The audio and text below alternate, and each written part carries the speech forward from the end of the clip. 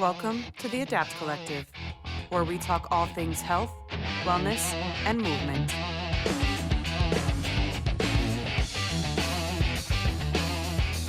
Oh, yeah, we're back. Another episode of the ADAPT Collective. Welcome back to your Everything Gym show. My name is Jonas. I'm your host. I'm joined by... And I'm Peter.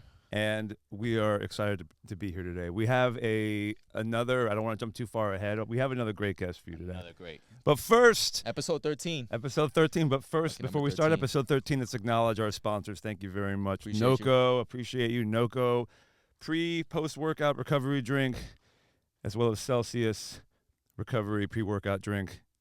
Stay salty, my friends, with the LMNT. Thank you very much. I have an orange to the dome right now. Yeah. Yeah, becoming my new rotation favorite flavor. Switching it up. Mm-hmm. I got a couple of chocolate ones. Surprising. I always rotate the citrus ones, Okay. which is good. Yeah. You like the Did you like that one, the chocolate? You have to drink it hot, it says, or did you? No, cold. Yeah. That's I mixed it and I also mixed it with my vanilla protein. Oh wow, that's It's spot. interesting. Oh wow, that's Yeah. interesting. It's like a little chocolate milk with a little salt. That it's that I saw in it is supposed to be taken, like they want you to mix it with like coffee or some other hot beverage. Really? That's what it said. I was under the try it. I hope I'm not mistaken that you have to drink it. It's not, you don't have to, but it We'll look into recommends that drink it one. hot. Yeah, we'll Yeah, check yeah. it out. Yeah. Maybe we'll have another. We'll come back with that. We'll Yeah, circle back around. Yeah. Well, we can get into our hosts, one of our...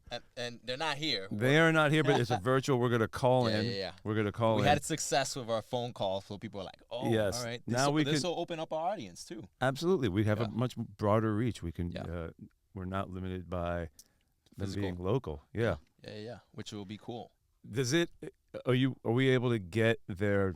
Like if on the YouTube channel, or can they get their face on there, like a FaceTime eventually, if we're doing a phone call conversation? I think so. If what we were talking about prior to this, maybe doing like a green screen and we can pop them up. That sounds cool. We're trying to bring the best Yeah. technical show to you guys. We're working just like we work at our craft. That's right. This is something that like we're stoked about. And so. we handle critique as practitioners very well too. You tell Correct. us, hey, we don't like the lighting on the show. We'll And we change will- that. yeah. We will change that. You guys need Yeah. new background. Like we love we love episode 12, but you guys need a plant in there. Need to bring some sort of life. Yeah. The plant is hard, guys. Considering where we're at, we won't disclose exactly where in the building we are, but there's not a lot of sunlight in here, so it's hard, and we don't want to do a fake plant. Correct. Yeah, it'll just wither away and die back here. Fair. Tell us what do we got in store for Mr. Will Valdes today? We're going to be joined via phone call, a Yes, very there you go. very esteemed colleague and friend. He's been in the business for a long time. He has very talented hands, very talented guy. Pause. he's a practitioner. These guys have now. I'll just go into why I was laughing at that, because these guys, Peter and Will, have developed into very good PT recovery practitioners, not masseuse. It's beyond that.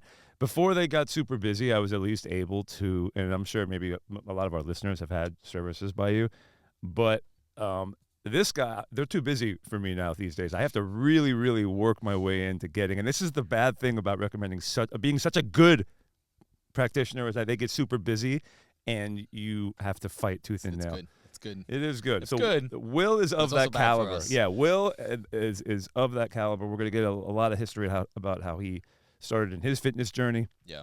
He's also a Marine. I want to hear about that. Yeah. And why don't we get those digits going? Yeah. I Old got you. school. Throw it up here. We're going to send it to our call. Can we pull Will up on the...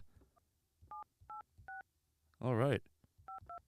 Oh, a real... We won't disclose his real numbers. To Oh, the, yeah, we to won't. The Oh, interweb. my God. Look at His that. wife will kill us.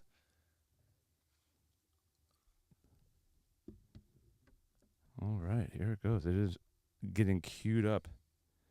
Suspense is killing me right now. I got to move my phone. Here we go. 2 bars. 2 bars. Oh, my Yeah. God.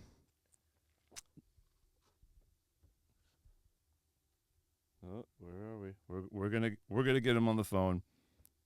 If not, we can try for mine as well. Okay, we'll do it again. We just had it. We call them preemptively just to make sure. We- There we go. There we go. Thank you. Thank Man, you. our call The operators, suspense, you the guys, suspense, you man. guys are fired. Patch him through. Will, There we go. patch him through. There we go. You're alive. Dude. Will, I'm not gonna lie. I was gonna. You're gonna call us? you were No, getting I wasn't antsy? even gonna call you guys. I was gonna decline the call. We thought you did. We tried calling in, and then it was it was blocked for some reason. Yeah. Our call center didn't do their Yeah. do their job. I'm gonna have a crack at them. My God.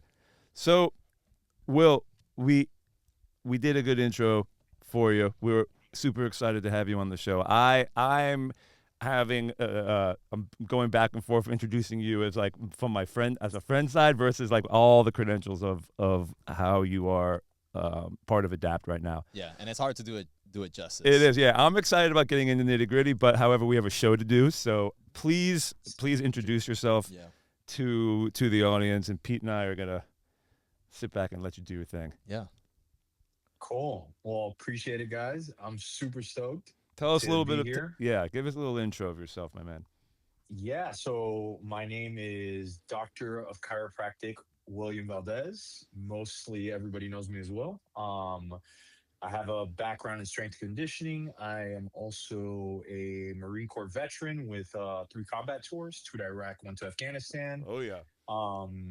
Multitude of experience with athletic endeavors. You put a ball in my hand, though, I'm the worst athlete imaginable. But when it comes to physical altercations, like for example, football, boxing, some jujitsu bouts, especially when I was in the Marine Corps, I held my own. I did pretty well in that, and naturally with that, I ended up just kind of veering more towards into more. I guess you want to call it now the tag phrase of hybrid athlete, because long story short, you guys know pretty well, like hybrid athlete, I think is just like a new catchphrase for what basic strength and condition principles are, right? Fair. Yep. Having the different tenets of cardiovascular expression while being able to be, somewhat of a weapon of being able to lift some decent amount of weight. And that's honestly how we've trained in the Marine Corps, right? So then just kind of carrying that over. Had some experience in CrossFit, where it was just a natural kind of like a fall into after the Marine Corps, and then that's where I met you, lovely gentlemen, back in dude, how long? Yeah, let's 2012? throw a bookmark right here and just Adapt 1.0, just so we can give people some context, because Prior to there's that. gonna prior to that. Mm-hmm. Okay, so and before Adapt 1.0 was 2015. So at we gotta- Ego we gotta- or Adapt 1.0 2015. So Okay, Ego so- was before that. so I knew Will from the competition CrossFit days, and I'm not sure if Will was working with Scott and George yet on Adapt, the infancy of Adapt 1.0. All I know is when I came on board, Will was already either I think you were what was you going on tour or something? Where were you? Where did you go? Because it was like I came in on your last 2 weeks and you went somewhere and then you came back. So right? Because you were already working at Adapt 1.0 when we crossed paths outside of in North Miami. And for the audience, Will was employee number uno. Yeah, believe. Will was employee number 1. Yeah. Yeah, if you want to call it that, because I don't even know what at the beginning it was just kind of going forward. What do you do here? Yeah. So I think so we're time stamping it right now to what, 2015? Is that where we're at right now? We're bookmarking Yeah. it. Kind That's of, where we're yeah. at right now. Yep. All right, and the Adapt verse. Okay, so 2015, employee number 1, and so pretty much how everything started, or kind of like where do you guys want me to go with this? Yeah, when you met Scott and George, like when they brought you on board. Yeah. Dude, yeah. Okay, so when I met Scott and George, I met them when they used to have their old gym, which was Athlete Ego, and this was back in like 2012. Yep. So it was around like the time that I was already kind of getting my legs under me with like CrossFit, really enjoying the competition days, where it was kind of like the golden era of South Florida, where it was just like a competition popping off almost every month. Yep. Running into the same groups of people. I think around that time frame is when I started kind of Started seeing like similar faces where I think around that time I probably saw Pete a couple times. Yeah. Jonas, I met you later on where it was probably like, it was definitely before 2015, but it was around the time that we were training at CrossFit Soul. Right. But just kind of seeing a bunch of the same people. But at that time, back in 2012, 2013, at that time, I was actually training and coaching out of Hialeah Gardens, and it was called Iron Temple. I don't know if you guys remember that Yeah. gym. Yes. Yeah. No, I remember that. Yes. Smurf. Yeah, so I was Smurf. yeah, Mhm. exactly. Yep. Papa Smurf. So for those of you who don't know, Papa Smurf, he was Alfred. This guy was probably, to me personally, he was definitely ahead of his time Mhm. when it came to actual programming Weightlifting. and Yeah. periodization Everything. and Yeah. Honestly. weightlifting, Holy everything. lifting. Honestly, Yeah. yep. So CrossFit to me, itself. Yeah. yep. So it was just kind of like CrossFit at the time. It was just kind of, it's such like a antiquated stage of just like, or infancy, better yet said, in the infancy stage of just kind of like, you're taking the methodology of just like, throwing everything at the wall, and then whatever sticks, that's what you're gonna Yeah. do. But like with Alfred, he kind of took this more of like um periodization kind of principle and bird's eye view of just like, okay, we're going to go ahead and we're going to get these attributes, and we're going to try to make these attributes as best as we can for the next 6 to 8 weeks, 6 to 12 weeks, and then still maintaining other athletic attributes while we're trying to, specialize in certain factors. While I'm not just trying to be a jack of all trades, right? Because if you're a Yeah. jack of all trades, you really are not going to be good at anything, right? Yeah.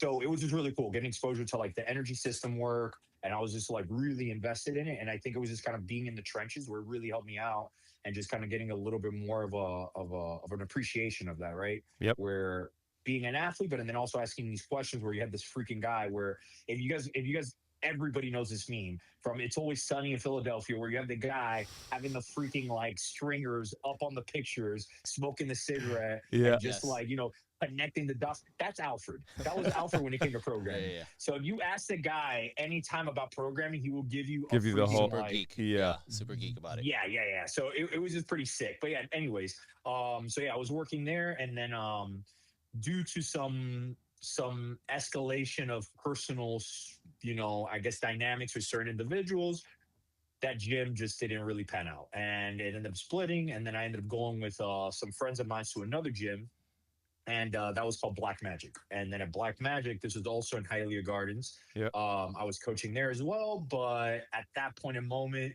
you know, I just decided that I wanted to get a little bit more exposure to bump up my competitiveness a bit more, and that's where CrossFit Soul come in, where I met Danny, and I started kind of like elevating my competitiveness a bit more, and I think from one thing led to the next, where the gym that I was at, where I was coaching, things didn't pan out. And then that's where the opportunity came in, where it was just circumstances occurred where it was just Scott and Scoob.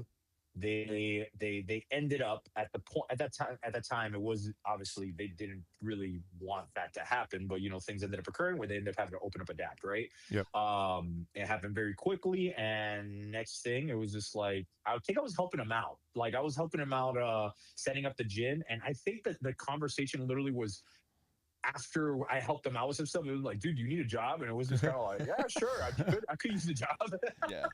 And Do you remember it where? Do you remember where the direct, like the fitness conversations, like where fitness was going at that time? I mean, because we're in the element, like you were definitely are the people on the front lines to feel any kind of pulse or shift in popular fitness trends, or new science comes out, XYZ, new methodology comes out.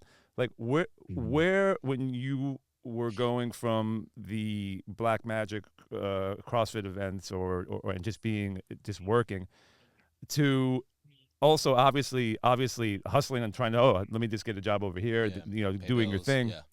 Where did the conversation start to go with, as far as what you're going to be doing, like what the programming is going to look like, what the classes would look like, where it's going to go, to kind of separate it from the status quo?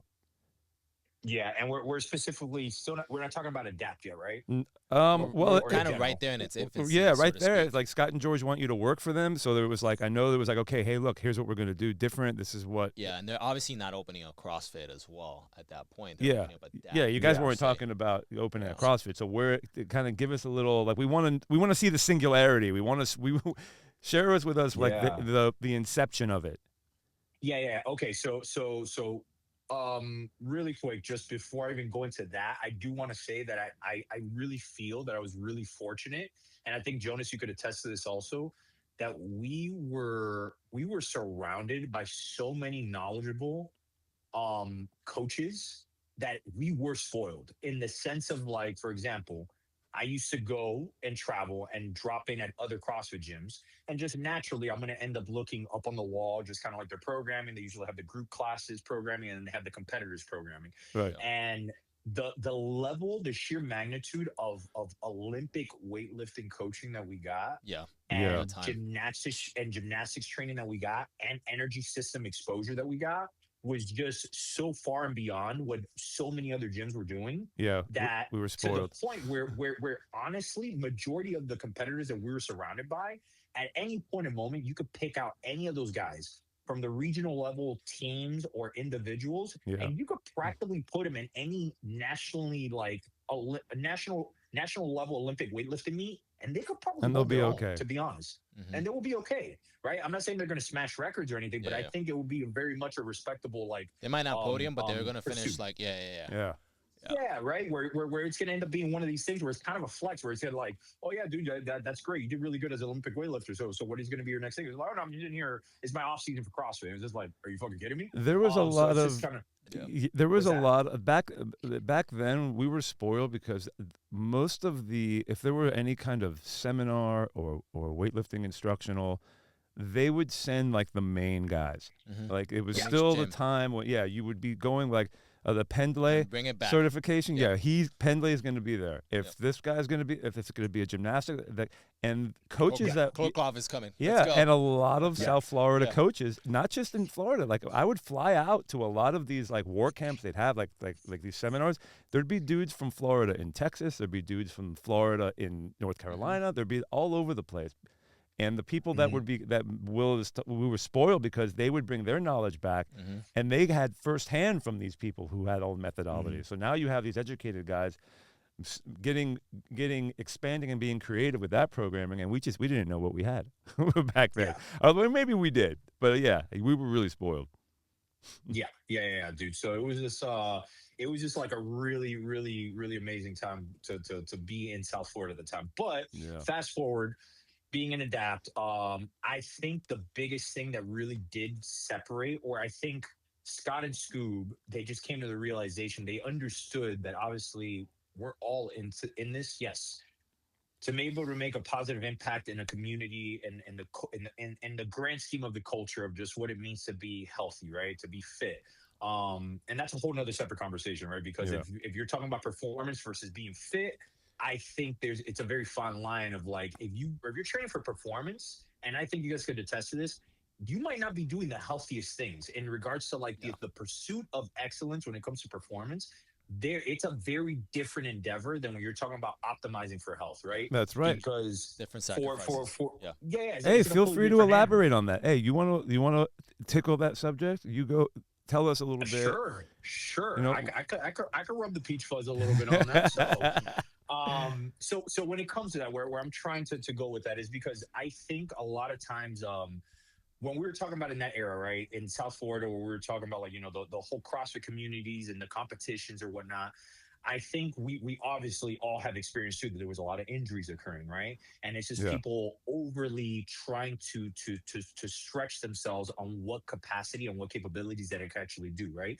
And with that, that's kind of where my endeavor of being a Cairo now, I'm very movement based Cairo. It's just like that I'm very much a movement optimist, meaning that I don't think, for the sake of when it comes to movement patterns, there's really no bad movement pattern, right? The human body is super resilient and is capable of doing a lot of things.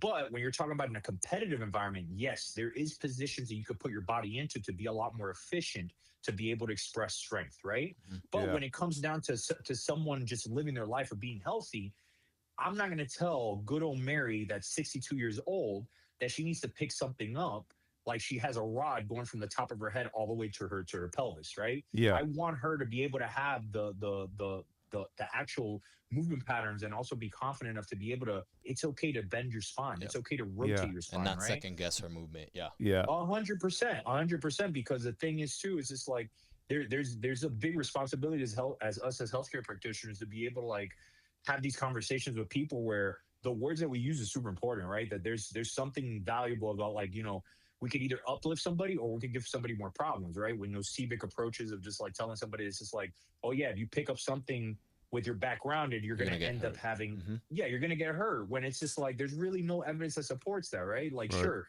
if somebody does have an acute situation where, yeah, they have a flared up back, 100%, you probably want to regress that person to where, okay, let's not put your body in a very provocative state right now. Let the nervous system, let the body relax, and then eventually we do want to gradually reintroduce those things, right? Yeah. But case in point, going back to kind of like the whole delineation between like optimizing for performance versus optimizing for health. I think Scott and Scoob, they came to the realization that when it comes down to having a business, fact of the matter is, and just being upfront and being frank, we're in a capitalistic country. In a capitalistic world, also, like, depending on, like, the government and the structural, Yeah. Yeah. social economical, Hmm. Yeah. layout, anyway.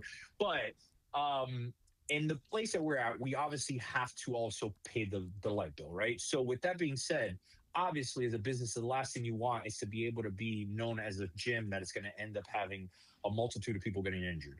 So with that, that's not going to do too well on making sure that you're having a constant influx of people that actually stick around. So I think Scott and Scoop, they came to the realization that it's just like, all right, I don't think, and I think you guys know this as well, athletes don't have the deepest pockets when it comes down to paying for No. Nope. memberships and Yep. to be able to pay for services in regards to programming. And honestly, I kind of felt bad for certain coaches because the amount of programming, time, and effort that they put into things Yeah. to Yeah. do it for Oh, free was goodness. Just Well, to we're, get a just to get a retweet or just to get and we're a mention. and we're talking Yeah. about even if they strength got that. athletes. Yeah, we're talking about strength athletes, Olympic weightlifting athletes. Like, there's not a lot of, well, at least there wasn't a lot of money thrown at those guys. Well, No, there was. no, Especially man. back when we were talking about this in Yeah. 2012 and 2015 too. Like It's not a. considering where we were. Yeah. Yeah.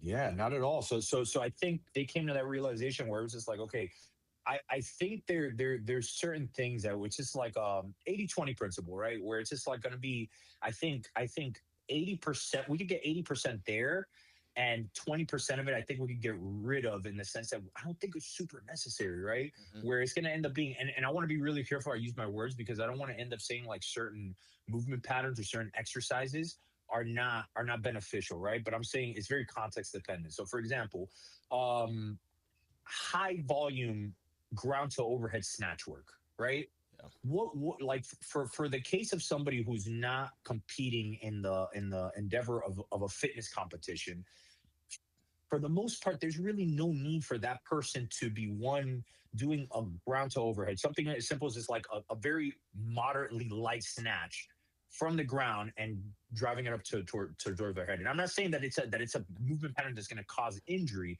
but I'm saying like, okay, what are we expressing there? We're expressing being able to get dynamic hip extension. We're essentially loading the hamstrings to be able to touch the weight onto the ground and then express it and to be able to drive out of the ground. And then while obviously still working on the erectors on the back and working on the shoulders to do that upright row into an overhead position, Yeah. right? So what can we do? We could just end up turning that into either a Russian kettlebell swing. We could turn into an American kettlebell swing, right? Yeah. Where that person now, they're going to have a little bit more time under tension, and there's really not that much of a barrier to entry where we don't have to waste time to like on ramp this person to On the teach him how to do this technicalities. Right. movement Yeah. pattern. Yeah. Right. And Dude, then load like, it up. Imagine it's not necessary. yeah, Yeah. I'd almost argue that it's kettlebell snatches would be more beneficial there. Like, have someone, if you're introducing barbell power snatches into someone, have them do like low reps, doubles and triples. And if you're going to do the high volume stuff, there's no reason why a kettlebell can't be just Yeah. as good or better for the 100%. yeah. 100%. And even comes down to like, because I think that in the bigger grand scheme of things, I think as a society, dude, we have a way bigger freaking issue. I'm just like figuring out, okay, what's the best training methodology? What is the best way to freaking recover? What is the best way to dude, we got a freaking movement problem. Yep. As it is, like, bro, like one in four people, We got an one in obesity four problem. people, Yeah. 1000%. One in four people in the United States are meeting the World Health like Association or organization freaking health standards. And the health standards, if I'm even gonna even like go into that, it's not even anything out of this world, dude. I'm talking about like, okay, We so spoke the about World this, Health, right? We Yeah. spoke about like just people getting 150 minutes of just, cardiovascular health. Yeah, the amount of the amount of high intensity. It's not a lot. Guys. Yeah, it was 20 seconds per week Of high intensity. Yes. of high intensity a week. So yes. So when it comes down to it, it's just like, dude, we want to make sure that we're bringing that barrier to entry as low as we can, and not frustrating with somebody with movements like a freaking butterfly pull up to get this person to like, okay, now you have to do X, Y, and Z before you could go do this workout. It's like, no, dude, Yeah, the freaking menu grab items for that methodology were very kind of misleading as far as it didn't say who should or shouldn't. It left too much discretion up to, like, and in the end, people are going to do what they want to do. So you're not going to be able to talk someone out of wanting I to. think to Will's point, it's we've all worked with various levels of athletes. I think it's easy to work with an athlete, right? It's a lot harder and more gratifying, and obviously there's a bigger pool of people, right, that we can help. But I agree with you on that, and I feel that when you were talking about the weightlifting athlete, like, or the CrossFit athlete, or now the High Rocks athlete, we have to remember that these aren't, like, if you take a sport, like, I'm just going to use basketball or football, where they move very well, the best of the best, but the weight room movements are kept seasonal or during when not or specifically yes. right. There's a separation. Whereas In weightlifting periodization. athletes, you are doing the pattern day Over in and and over day and over. out and Correct. day in and day out. You don't get a break from the periodization At all. Yeah. So the problem is, like, okay, so now you have this athlete where the sport is the sport, the sport is the training, and the training is the sport. And they don't know right periodization. And you're not doing any of the moving that a track athlete or these other athletes, you're not doing any field movement. There's no cross training. Right. So when we say movement, like, they move horribly. Like, what do you think? You think if you can't move properly in human movements, what makes you think you're going to be efficient trying to pick up that barbell right there? Like, your deadlift in a sport, in a sport, right? Exactly. So Yeah. And I think the driver for that, it's different, right? Because it's just like, for example, like the athlete, what's the main driver for that person is on the pursuit for that person to try to be able to get the outcome of being able to get that personal record, right? Right. Like, to be able to lift a little bit more, to be able to run a little bit faster. For general population, it's really more so, it's not so easy in the sense for them, because they don't have that same driver motivation. Besides, for the fact of the matter, unfortunately, most people, when they do start some kind of athletic endeavor, or not even athletic endeavor, just to get back into fitness, it ends up being, to be frank, it ends up being some kind of external factor, right? It's where reactive, it ends up being where, it's very much a reactive thing. You know what I'm saying? So where I'm trying to get at is, dude, if you're talking about like actual performance, dude, for the most part, if you end up looking at any high level athletes programming, to be honest, it looks pretty freaking boring, because you're doing almost the same exact thing week in and week out, because the last thing you want is to be adding an influx of novelty, because once you add that novelty in there, guess what? You're starting now all you're going to over. wreck yourselves. You don't. You don't need a hopper. You don't need a hopper. You don't need a variability. You don't need randomness. You don't need any of that. You need structure. You do need structure, and that's the thing too, that we could dive into that later on too, on like in the whole fact of like hybrid training, right? Because like with the whole fact of hybrid training, it's just like, fact of the matter is, with hybrid training, is about being able to consolidate your stressors, right? So then how can you do that? It's just like, okay, make sure that you have your checks and balances in order, and you're not doing too much too soon. And how do you make sure that you're not doing too much too soon? By keeping the same freaking program week in and week out, maybe. Yeah. Okay. And then, like, maybe you could start kind of gradually doing like a staggered periodization, where you maybe add one little exercise week in and week out, and then you just kind of check to see how your body reacts towards it, instead of you just freaking every workout changing something up, where next thing you're trying to realize is like, dude, why am I not progressing? But Do anyways. you feel that the hybrid, that that when we kind of got to catch people up with what that term means? Some do, some don't. I'm sure a few of the listeners are going to be like, well, what does hybrid mean? And they're going to put together in their mind. But do you feel that the people that pushed the hybrid movement, like they saw the value in the ability to move, to run? We're going to use running obviously in this example, but it was like you said, be able to move better. And what better diagnostic is obviously walking, sprinting, etc.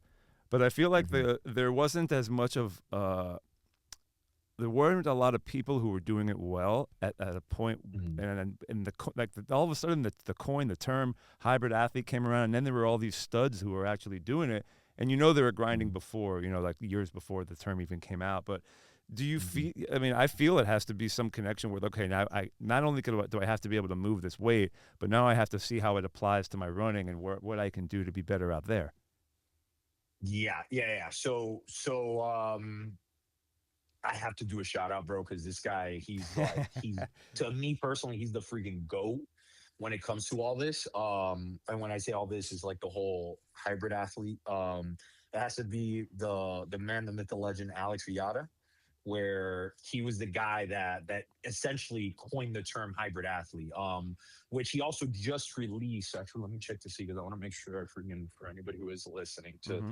check out his new book. It's called the Ultimate Hybrid Athlete: Definitive Guide to Achieving Peak Athleticism Across All Disciplines. So this is his new book. It literally just came out this year. Um, and to be honest, it's freaking phenomenal. But one thing that he does express about whole hybrid athlete, is his definition of a hybrid athlete is literally an athlete, a person who is tying in two separate disciplines that completely do not, that they contradict each other, where they really don't benefit one or the other. Because I think the biggest thing with hybrid athlete, or with being a hybrid athlete, right, is Right. that we think that it is an optimized way of training. When really, if we're being truthful with one another, the only if let's just say that you want to be a marathon runner, right? Let's say you want to be the best marathon runner, Yeah. you're probably not going to want to also get stage ready to be able to go to Olympia, right? Because Mhm. it's just not really gonna, it's not gonna serve you for that goal. Right. But if you do want to end up run a sub 3 hour marathon, and you do want to go up on stage to be maybe a physique competitor, sure, you're going to be able to do that. But you have to come to the realization that you are not going to be the best at either one of Either. those Yep. disciplines, right? And that's okay. That's completely okay, because I think the bigger overarching thing is that, dude, what's the point of all this in the first place if you're not having fun and you're enjoying the endeavor? And I Mhm. Yeah. think that's the biggest thing that we kind of like It was get so gets. psychological. Yeah, dude, it's literally like it's. I think it's just like, it's just semantics of just like people just saying like, oh yeah, like when with hybrid athlete, this is the most optimized way to train. All these other where it's just like, oh yeah, but if you end up running, you're going to be able to increase your distal capillary exposure. We're going to be able to squat a lot more reps to be able to recover quicker. Sure, but at a certain point, it's really not going to serve the aspect of like me trying to, like, for example, my goal right now, I want to be able to deadlift by October. I want to be able to deadlift a 545 deadlift and run a sub 130 half marathon. I You know wanted. it's going to be a very difficult goal. And at the same time, I rather freaking shoot for the moon and freaking like get after it. You know what I'm saying? Because I know that that's going to actually make it fun for me to actually wake up and actually have a specific goal, right? Yep. But I know if I just wanted to run the sub 130 and I just concentrate on running, I'm probably going to hit that, especially from now until October. But same thing with the deadlift. If I just want to concentrate on the deadlift and not run at all, I Yep. know I'm going to get a lot stronger, a lot quicker if I just concentrate on the deadlift. And Right. now add the But I, caveat and the layer of that periodization as well. yeah, so I already know I'm going to have to, by me combining them, the two, I know I'm going to have a whole lot more fun with my training. Am I okay with the fact that it's going to take longer? Yeah. Am I okay with the fact that I'm probably not going to be the best that I can in each one of these because I'm combining it? Yeah. Am I going to have a blast doing that? 100%. So I think that's the biggest thing, especially when it comes to the whole hybrid training, where I think, yes, it is a new rebranding of what strength conditioning is, but at the same time, I think, thinking that it's an optimized way of training, I don't know. That to me is still kind of Still very like, So subjective. what are Yeah, the yeah. what are the yeah. two most Yeah. popular so what are the two events that you when you work with general population people and they're doing the hybrid athlete approach, what two sports are they, or two events, yeah, Modalities or whatever what you want to modalities call are they it. doing? Oh, for the most part, yes, yeah, really good point. Without a doubt, is going to be the aesthetics and the running. So most of the time, it ends up being some kind of like bodybuilding esque kind of endeavor with in the gym side of things, Yeah, I and want then to some look kind of ripped, and running. I want to, Right. PR Yes. my 10K or run, Yeah. a Yeah. marathon in And my XYZ. running's going to keep my weight down and I'm going to look ripped. Yeah. 100%. Case in point, Yep. case in point, another one, and people can think of what they want with them. But at the same time, I feel like Alex Yada was one of the founding fathers in regards to like, okay, getting the most up to date, cutting edge information out there when it comes to like hybrid training. Yep. But and then we also have to look at the other side of the coin on like exposure, right? Because we really probably wouldn't be where we're at right now with this whole hybrid training component if it weren't for people who actually gave it some solid exposure. And I think you guys could attest to what Nick Bear from Hmm. VPN Nutrition. Yeah. Without that guy, to be honest, I don't think hybrid training will be to the magnitude that it is because of the fact that it's just like, what guy doesn't look at him and say, Yeah, you're like, holy shit, okay, you're a yeah, behemoth of a this man. guy's, Yeah.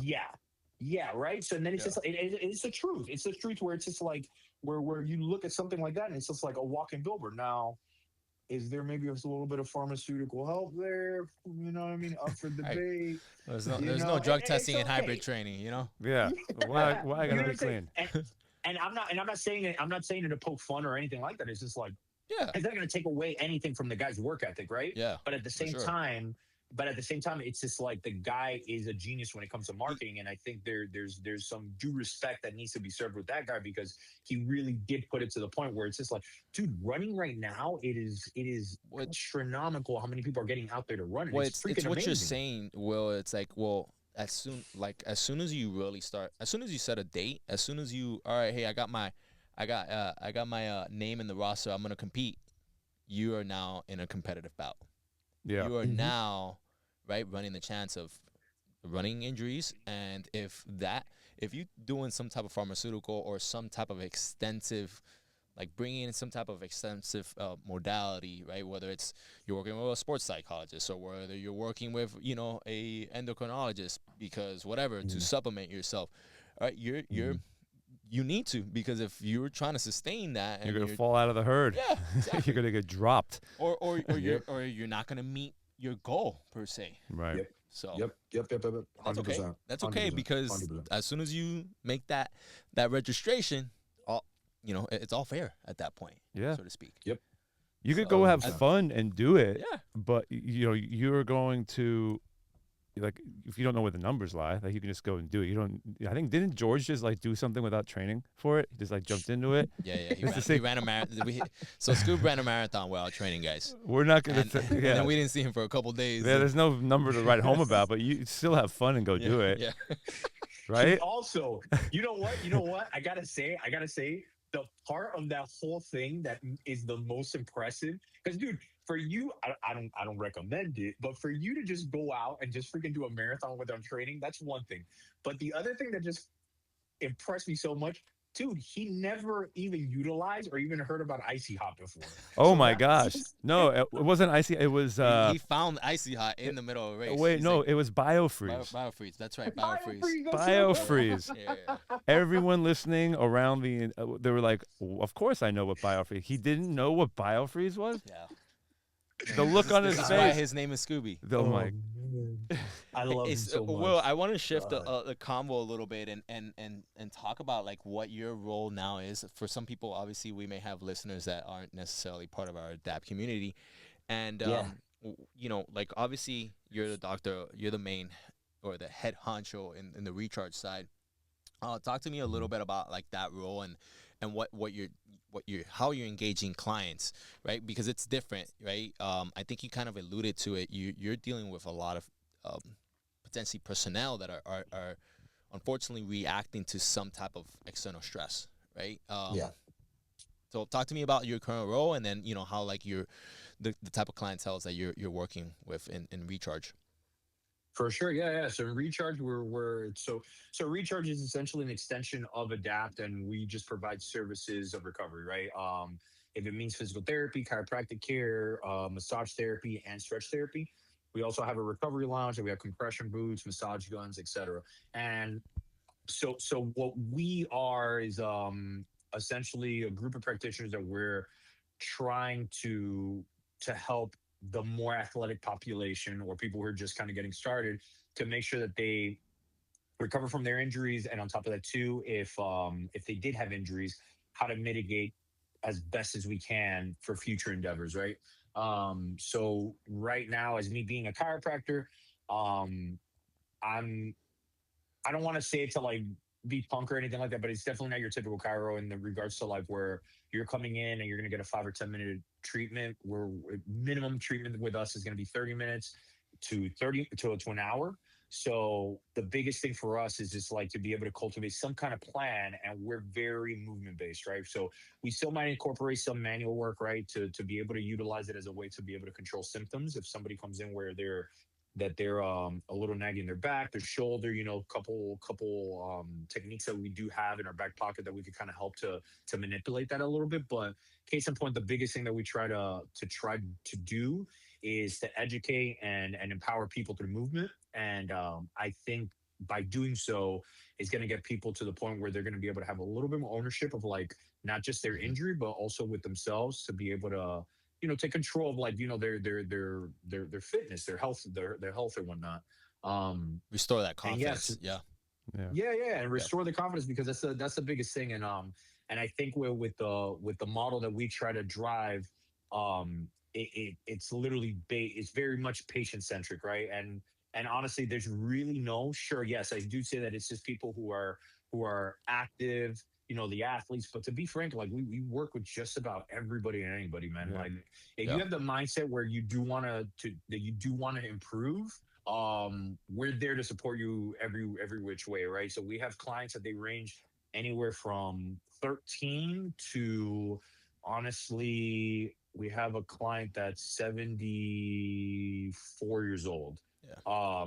So it's literally all over the place. So and the biggest thing that we just ask for people is just like, and I set the stage from the beginning, right? Where we're very much not a high tech facility in the sense of having infrared, having ultrasound, having all these things that is going to be bells and whistles. Because ultimately, like what we're trying to advocate for people is to show them that with a lot of those tools, they could be really nice, but when it comes down to evidence, on an evidence-based approach, it's just like we want to make sure that these people understand that they have a A lot lot of more control. control Yeah. over what's happening.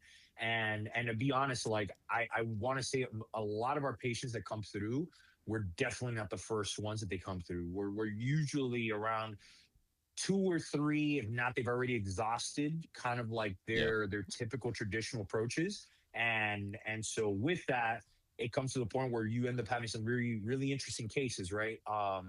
And it could be tough, right? Where it could end up being where some people, they kind of come in down and out, where they're pretty much just like, yeah, this is this This is the is last resort. my Yeah. life Hmm. for Yeah. for forever, to the point where eventually they're going to wake up one day and they're like, holy crap, I haven't had my foot pain that I've been dealing with for the past 9.5 years, and I don't even feel it. And the beauty about it is just like nothing fancy, dude. Like, really, for the most part, with a lot of these people, it's just like taking basic strength and conditioning principles, finding where this person is where this person's bottom or their base is, and then gradually trying to reintroduce those things. Because I think traditionally speaking, I think the biggest thing, and that's why with Adapt it's just freaking rad, because we're kind of like a hodgepodge of just kind of a bunch of practitioners of just being able to just kind of showcase different tenets of our field, right? So, for example, traditionally with typical physical therapy, and I'm going to put Kairos in there as well, they tend on being really good at scaling things down. They're really good at scaling things down, but what happens is traditionally they don't really know how to scale things up. to the point to actually cross that person to bridge them over to more of the performance side of things. And then if you go on the other side of it, you have strength and condition coaches and just regular personal trainers that Scale they're up and they really don't know how to good. scale down. Yeah. Inverse. Exactly, Yeah. exactly. So now what ends up happening is just like you have two sides over here where they're really good at one aspect of like how to be able to, scale things down or escalating things way too quick. But really, when it comes down to the rehabilitation process, it's all about that Goldilocks effect. It's just making sure that we're not just talking about strength here or RPE or RI, or we're also talking about OPS, oral pain scale, right? Where we're just trying to check to see, okay, where's that person's pain? And then scaling up from right there, right? Where we just want to make sure that we're just like not just going about the reps and the weight, but also like, okay, range of motion, and then gradually bumping it up to the point where that person now could end up doing to be able to express whatever KPIs that we might have, because that's the biggest thing that we try to talk about. Like Dr. Hero is the other physical therapist over at in the clinic as well, that we always have for each one of our clients some kind of KPI, a key performance indicator that we're going to end up saying, okay, this is the thing that we're going to be kind of rechecking to make sure that we're getting better, right? Yeah. And it could be something as simple as just bending over and touching your toes, right? And Yep. we're just going to keep rechecking those things just to see, okay, how are those things feeling? I think how people that are not necessarily completely injured yet, to kind of bring this home to how it applies to the general gym goer. Any kind of movement where this move always hurts my XYZ. Oh, when I do this, it always. I know a lot of people that train, they have that one thing that. They stick away from. And this is that, yeah, and this is kind of the techniques that Will's talking about, that they apply towards these things. Oh, my hamstrings are always tight. Things that We'll nagging try this. thing. Yeah. Correct. Yeah, and let's test that over and over. Correct. And some people have worse. Some people are like, hey, when I get out of bed, I always have this pain, or I can't get out of pain when this movement happens. And then the confidence he was talking about is just people feeling safe in these ranges and moving around the pain. Not necessarily. I think people are so habitually addicted to, okay, where does my shoulder hurt? Right there, that they can't do anything but. Or a different variation of it. Yeah, chasing the pain, chasing the tightness. Like, they can only make that stretch in their back feel tighter. They have no way or no strategy of getting themselves out of pain, which is what, that's pretty much what you're doing with your people all day in and day out. So when we're saying confidence, and people are like, well, what do you mean? I go to the gym, I feel confident. Yeah, but if you're going to get that nagging thing to stop doing what it's doing, your body's going to have to feel safe in these new ranges that you're working on. For sure.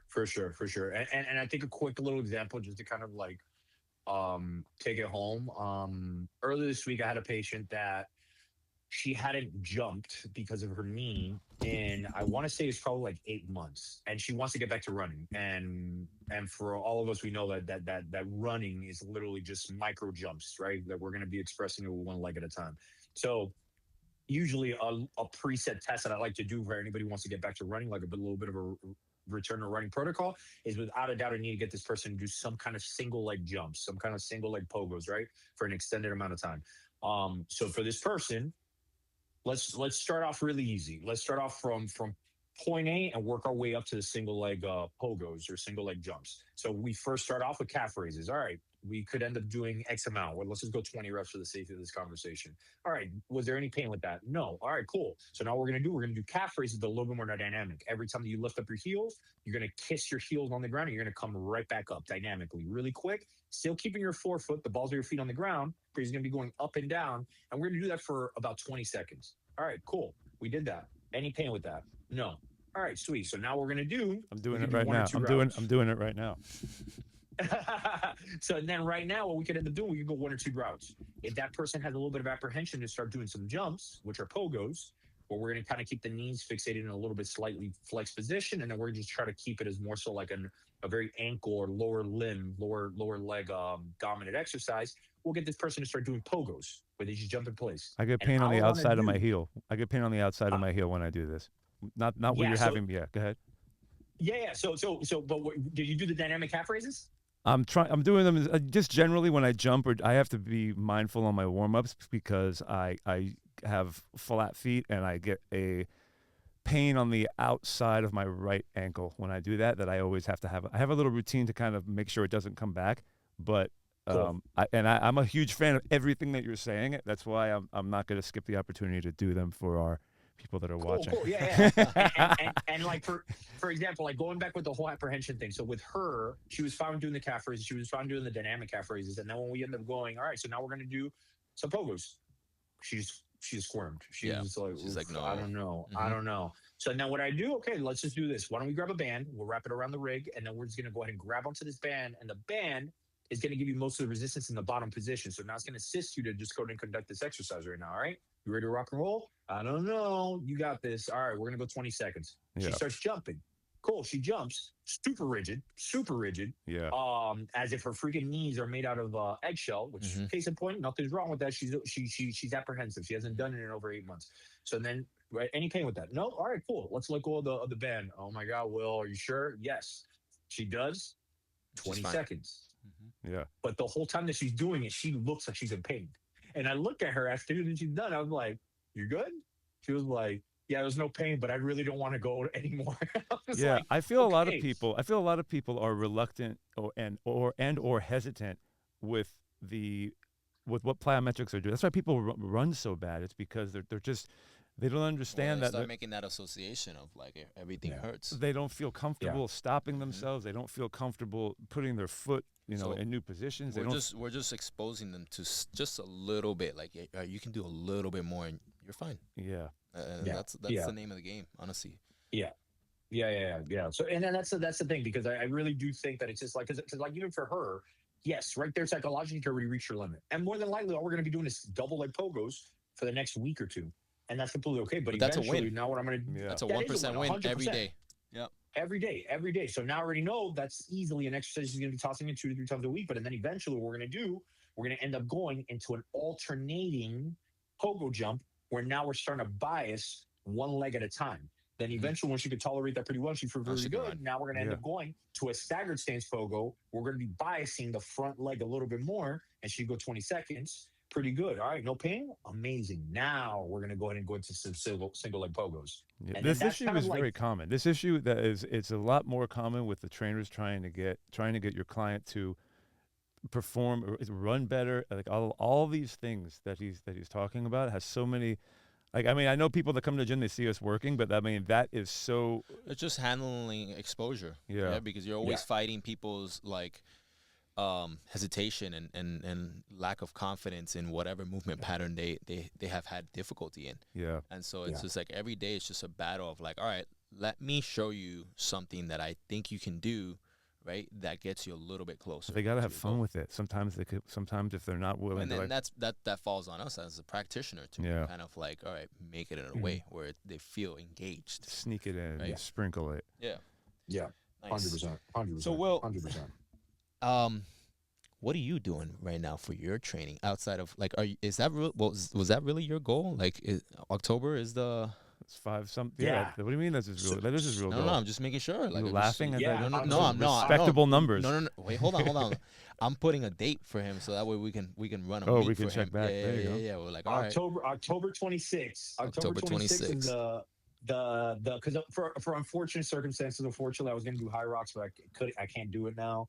So my wife, she was amazing enough to surprise me. She got me half marathon in Disney in October 26th. Okay. So All right. So wait, are you gonna? Is the point to do it within all of it within the day? You know, like I've seen like those kind of feats where the guy. Some of these hybrid athletes, they'll go into the gym, they'll do whatever How their far bench apart press. is the deadlift to the run? Yeah, exactly. That's what I want. Yeah. So really good question. So ideally, what I'm thinking, because the race is going to be on Sunday, so because logistically it's going to be really difficult and where we're going to be staying at, they don't have access to free weights. So I'm probably going to do it. God damn it, the Mickey. Friday, that weekend where I'm going to do it on a Friday, do the deadlift, and then Sunday I'm going to do the half marathon. I think that's worse. I think that's Really? harder. That's harder. Doing it 3 days. Yeah, I'd rather do it right there and then because what if you're sore the next day and Have you seen him? He's not gonna be sore. No, but like I mean, I feel that no, not him, but I would rather pick it up there and then just deal with the half marathon. Yeah. I mean, we shall see. We shall see. I guess when we do the follow up, I'll see if I crash and burn. And you know what, dude? Like I've said it before, and I talked to clients about it. It's if let's just say I don't hit the goal, right? If I don't hit the goal, it's completely fine, bro. Yeah. It's like, Yeah. Yeah. because at the end of the day, from now until when it comes to October 26th, I am gonna be so much more fit just for the fact that I put this goal up on my freaking calendar. Yeah. And then I'm having so much fun with training where it's just like, don't get me wrong, like there's certain weeks that it's a little bit harder to fit in some training and I might have to adjust things, and that's completely okay. It's just the big rocks I'm really concerned with on like the ones that I have to do. But the goal right now, it's just like, yeah, it's sub 130, half marathon, and then 545 deadlift. Ooh. And that's pretty much all it is. I'm not getting any younger either. So it's just like, that's the other thing too. I'm about to be 39 in about 10 days, 10, 11 days. Oh. So it's that too. And then for the listeners, You get if you were to see strong my right there. son, he's only 3 years old, and this kid's probably gonna be bigger than me by the time he's 10. So I gotta get my shit together. Yeah. Gotta start beefing up. You get for him. strong in your late 30s. You get strong. That's where you get. Yeah. Yeah, For sure. I We're hope just so. getting better, bro. We're just getting better. I hope so. And hope remember, so. we're I getting hope more so. methodical with our training. We've talked about this Hell a little yeah. bit. Yeah. We're That is true. a lot more That intentional. is true. Before, That is true. That before is we true. before we were just like, all right, cool, this long list. All right, now it's like, That all is right, true. like That's very true. main 'Cause KPIs. that's yeah, dude. Because that's the thing. Because it was like for like literally just happened to me. Like I got punched in the face, figuratively speaking, this past Tuesday. Where I think you saw me, Pete, when I came in to the gym after I did my runs, my intervals. Yeah. I saw I it. ended up having to finish it on the curved treadmill because, dude, I literally felt like I was gonna black out. And I My actually man cut was like, it was like middle of the day though. Like you had no. The middle of I the mean, day. Yeah, I mean, in all fairness, like you get it when you can get it. But it was also, Yeah, what were you exactly. running? What were you running? Just for the sake of the it was audience. 1,200. It was 1,200 repeats. 1,200 repeats, and then like Middle of the it, day. it was, yeah, middle of the day. Yeah, it was rough. 12 It of was them. rough. And I was supposed to do 6 of them. And How much time were I you cut giving? it- How much time were you giving yourself in between? I was averaging like it was nothing, and that's that was just like what was killing me because I was finishing the 1,200s at like it was like a 4 minute, like I was a little bit over 4 minutes, so I was giving myself about 50% of whatever it took me to finish it, so I was averaging about like a 2-minute rest in That's between. Wait, but Cool. how many 1200s did you have? I ended up having 6 of them. I was supposed Okay, to do okay. 6 of them. Okay. Yeah, I was supposed Alright. to do 6 So of you're them. giving yourself 50% of the rest of your work Of the ratio. work. Okay.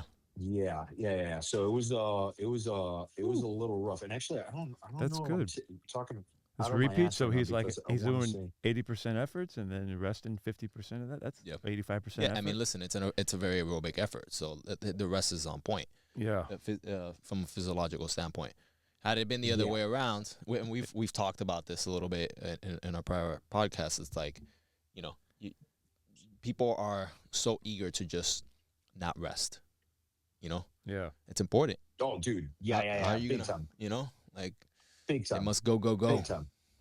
Yeah, always and that's like the that. other thing too, where it's just like a big thing that I'm realizing too with this whole. Anytime that you're gonna end up like when I was talking about like the whole trying to train on two separate outputs, right? Where it's gonna be okay, the half marathon and the deadlift, right? Yep. You have to consolidate those stresses in regards to or get the checks and balances. And it's just like, okay, I know for a fact, like my hardest training session, without a doubt, is going to be my Tuesdays because Mondays I just take them as a rest day. But I already know Tuesdays is going to be my hardest training days. So my hard days are hard days because I already know I'm going to be doing my leg day that day, and I already know I'm going to be doing my intervals that day because I want to make sure I'm consolidating as much as well as I can on that one specific day, for I can recover my central nervous system, I can recover my body as best as I can. But do I know for a fact that I'm probably not going to be as economically efficient in my running that day? Sure, but at the same time, Yep. talking about periodization here, my priority right now for the next 12 weeks is going to be more so to try to get my deadlift up as fast and high as I can. And I already know That's going to the be the next 12 weeks is going to be a little bit more geared towards the The run. run. You know what Yeah. I'm saying? Mhm. So, and that's completely okay. But I have to do that, right? Where I have Yeah. to kind of like hit the toggle a little bit more on one, and then hit the toggle on the other one a little bit more. So are and you just going kinda shifting are back you and going to forth. like try to hit close to what you said 545 is you're going for? Yes. So Yes. yeah. So Mhm. I feel that's a harder like That's a pound for hard- pound that's- or seconds off of my that's a time. hard- Like that's if the I harder goal. honestly, Yeah. especially based on like your size, you know, like your Once you get into the last 15 pounds that you're going for, it's like, oh my goodness, like Yeah. the running's gonna get where it goes, and it's gonna improve quickly just because you're doing it more. But the deadlift, you need time and time, and it's got to bake, I know. and then it's got to patina. It's got to, it's got to have exposure. When you get up there in those pounds, like in those pounds in a deadlift, it's like the jumps are not. It's gonna come down one week. You're gonna, It's a lot of frustration. Yeah, The heavier you go, whereas like you make a bigger adaptation in the run, much faster. Yep. You know, like you're for like, sure.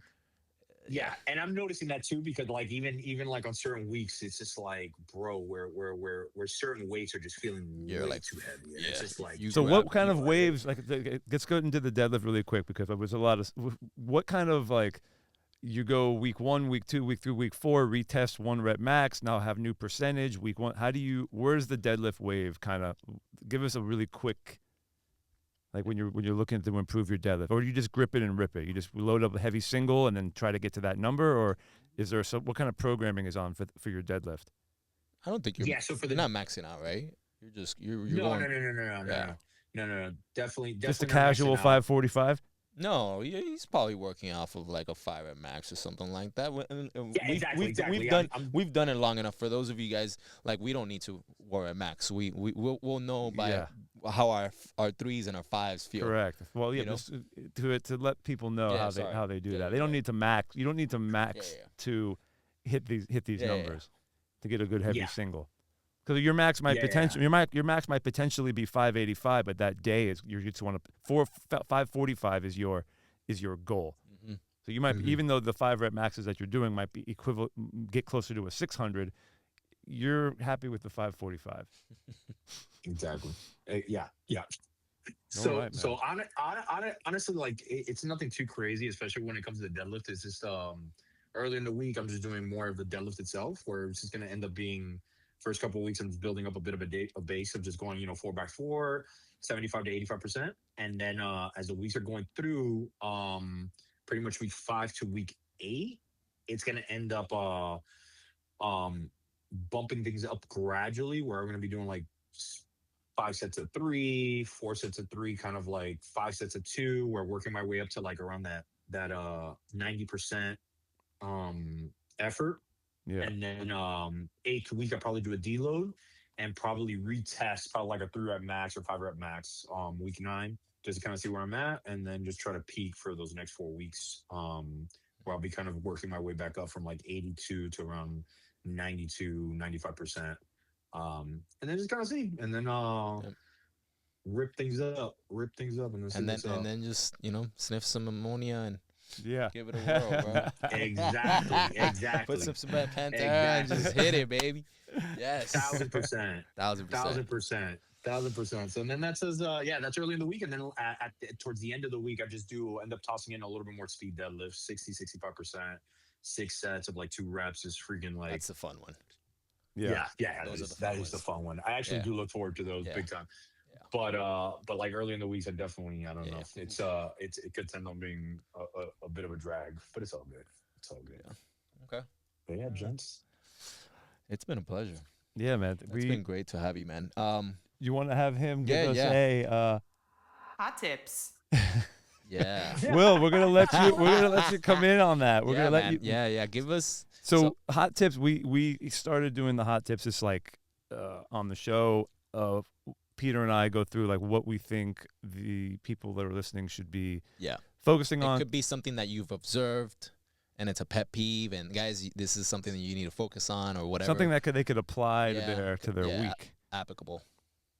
You got everything? I can go with mine. Go ahead. Yeah, mine is going to be changing your sight picture. So a lot of times people have their chin, they have one where they're looking. Ergonomics a little bit, okay. With their look, where they're looking, where your eyes are going, needs to change a little bit. So I see a lot of people when they're getting corrections. They're always looking down, and they're pulling their chin to their chest. And before it was acceptable, there used to be pennies on the floor, but not anymore. Correct. No, not anymore. Not anymore. So sometimes when they're doing horizontal work. They're cranking their chin in, and it's like, I think a lot of people are misplacing like what their abs should feel like by cranking their chin down. So if you keep your head up during your lifts, not necessarily straight up to the ceiling, but change that. Don't look straight down all the time.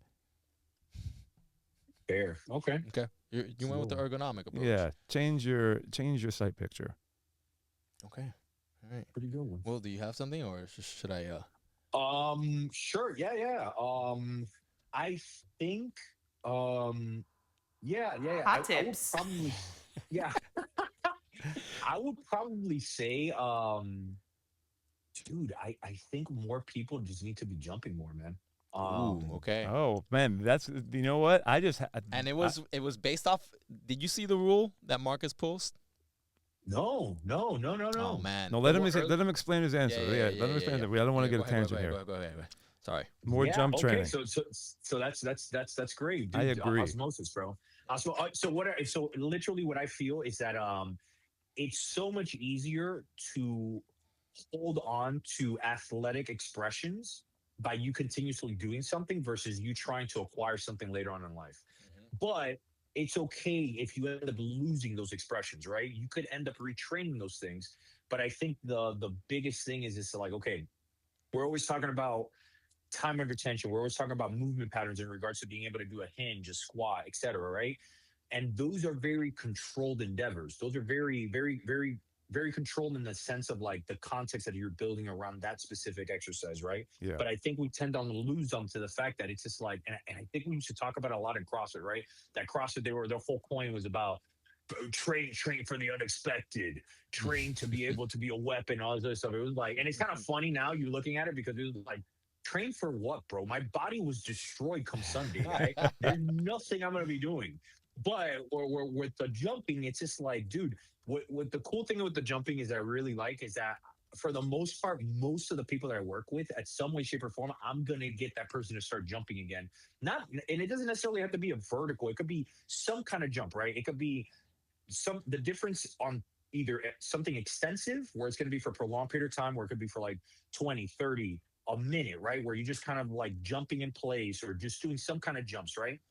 Where the intensity is not that high, or something more intensive, where something's going to be Short, very low volume, Mm-hmm. the very high in intensity, where it could be something like a broad jump. It could be like a seated vertical jump, right? Where now you're kind of giving your body the opportunity to actually express itself in a little bit more in a dynamic environment, right? Where it could be something like a single leg broad jump, where now you're teaching that person how to be able to express concentrically, right? To be able to like actually jump and really get true hip extension, true knee extension, good at plantar flexion by pushing off the calf, right? But the beauty ends up correlating when they end up landing, and now you're teaching that person how to be able to absorb force. How do you centrically load with the quads? How do you centrically load with their glutes and their hamstrings? And just being able to actually like hold on to that load, which is their body, which is your freaking body, right? I'm a huge not fan talking of the about jump external.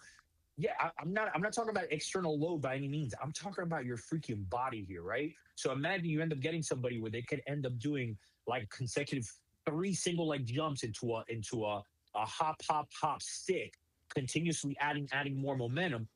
Dude, that person, without a doubt, I really would have no second thoughts about that person being able to go on a skiing trip, being able to go and play a quick little pickup game with like their nephew, because now they're actually teaching themselves, because that's what the gym is for, right? To be able to kind of like not just be able to look better. Yes, there's a factor of just like going to the gym for actually you can look better, feel better, right? Yeah. But at the same time, it's a freaking lab, bro. Yeah. Bill Nye the Science Guy, this shit. Go out there and freaking like science, have bro. some fun. You know what I'm saying? Have some fun with it, because the human body is super adaptable, bro. Where you could end up saying, all right, I'm gonna start off with double-legged broad jumps, and I'm only gonna do 3 reps. All right, those 3 reps, I want you to give me like 80%. I don't even want you to go to 100%.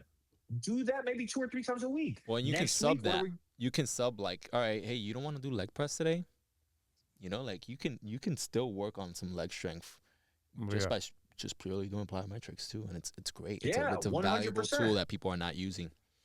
100%. And even at that, like, it's just like I literally have clients where I literally would just have them, we'll gamify it a little bit. We'll start off with some plyometrics, and case in point, what ends up happening was so sick is that now They'll have a better workout. They have a better Yeah, they workout can do more because, things. and then even talking about the neurological output, right? We all know about PAP, right? Post activation potentiation. Yeah, it's just because of the fact that you're literally moving your body, being able to push off the ground. Neurologically speaking, you're getting those motor units to be able to fire it off a lot more effectively. Guess what happens when you end up going from that and you go and try to do a deadlift? I think you're probably going to do it a little bit better Yeah, with a little bit more intention, you're firing right? better. And you got a hell of a warm up. You had some fun with it. You felt like an athlete. I think most people, they start doing some jumps, right? I think with that it comes a little bit of a factor of just like, dude, I kind of train like an athlete, and I think you carry yourself a little bit different too. Yeah, And there's that's that why I saw you psychological jumping component. yesterday, right? 100%, bro. I'm getting way too thick, bro. I'm getting Well, for the listeners, bro. You guys need to treat your Nutella with some responsibility. You know what I'm saying? That's Don't right. be like your boy and just freaking hit it to the bottom of the jar. You gotta, well, and there's checks and evidence balances. that like if you start doing plyometrics, because like you're obviously moving your body through space, you're sending neurological signals to your body of like, oh, that's I'm trying to push that all that weight through Yeah, plyometrics and through gravity sprinting. and you're like, it starts sending the signal of like, oh, I may need to start shedding some of this if I'm to like really continue this. It's just like Olympic Mhm. lifting. It's like your plyometrics and Olympic lifting go hand in hand as Mhm. far as accessory work Mhm. for the Yeah, Olympic it's great. lifting, and as Mhm. sprinting as well. All the top coaches, Yeah. you see them when they're running their athletes through strength And programs. people are like, why are we doing skaters in class? Yeah, because you I was can't like, do power snatches at your body weight. That's why Yeah. we can do this, Yeah. and this is just as effective. Yeah. You know, Yeah, Um, 100%. you got a hot Okay. tip. I do have a hot Do tip. you? It kind of Hot piggyback tips. off of Will, and it was really incorporating some kind of like cognitive exercise right at the very beginning, right? So I oftentimes talk to people and they, they're Will, something that we constantly me and Jonas talk about on the podcast is like this event horizon of people go out and set goals, right? Like you went and set your goal for October, and at some point, some days are gonna be much harder, right? Where you're just like, oh, forget about that, Yeah. right? Like When you get to and- July, and- August, yeah, September. exactly. When you're in the middle of it, right? And you come back to this decision where you're like, all right, something's better than nothing, right? Oftentimes we know there's a fine balance between doing the most, right? And all right, I today I gotta suck it up and do some training, Yeah. right? And you obviously have to be intentful and reflect on like, all right, if there's numerous days of this, but I'm saying that because sometimes you don't feel engaged and like, how do I get in the zone, right? And in part, you could use some plyometrics, or you can make it super simple, like just grab a tennis ball, right? And like just throw it against the wall, and like all of a sudden you're starting to get engaged, and you're you're bouncing around, and like like perfect example. For those listeners that are close to our community, like take a React class, and you'll get some ideas of what I'm talking about, and oftentimes you can do a couple of those things and then now go into, all right, hey, now I'm going to go smash some strength items and whatever the case may be. And like you said, that PAP, right, that works, right? Now you're a lot more intentful, and you might have not felt like training, but now you're engaged, and now you'll have a better session. It's good. So I was kind of like piggyback. It's funny that you said what you said. And then the other thing that kind of came to mind was, because something that we're doing as coaches is that we have a book that we are some of us have read, and we're kind of going through. It's I can't remember the name, but it's something along the lines of how to be a successful coach, and like the rules, like I think this is like over 100 rules, and we're taking turns amongst coaches, and basically the rule that Marcus went on and read and put on a whiteboard. We have a whiteboard in our staff lounge. It was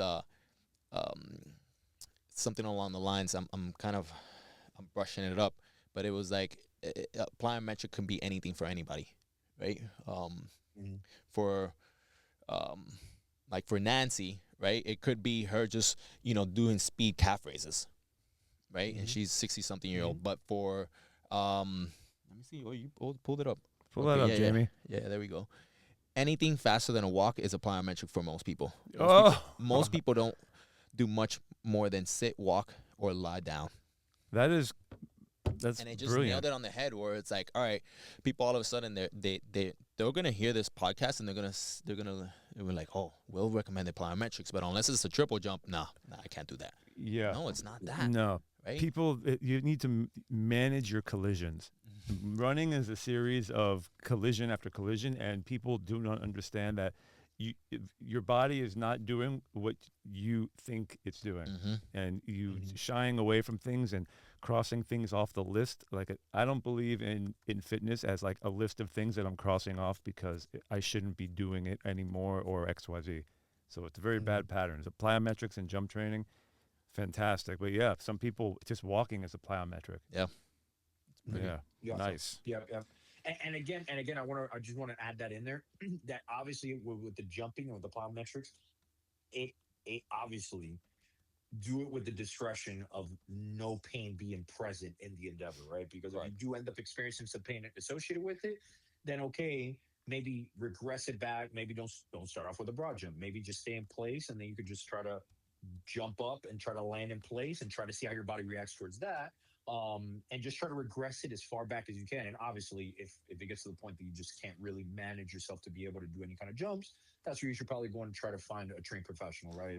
Find someone to find where your entry level is. Find someone just to kind of, okay, where's my North Star here, and where am I currently? And then, then now you have a baseline, and then you can go from there. Don't jump this into your open gym program and think that you're going to be, find one just of us. Because you saw somebody on Instagram doing it doesn't mean that you can do it, or maybe you can, but your chances for error will be in the 95 percentile if you do it on your own.